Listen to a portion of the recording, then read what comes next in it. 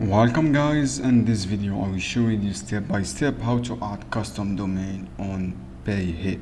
So friends, open your Payhip account and scroll down, go to the store section. From the store section, go to domain and then click connect existing domain. Guys, this is my domain. Click just connecting your existing domain.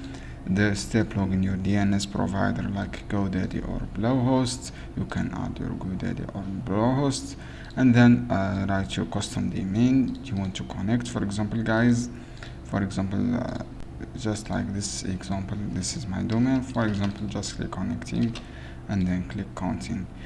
And then guys, you should be connect your first step PayPal or Stripe account before you're connecting your custom domain to get started. So this is how you can do, guys.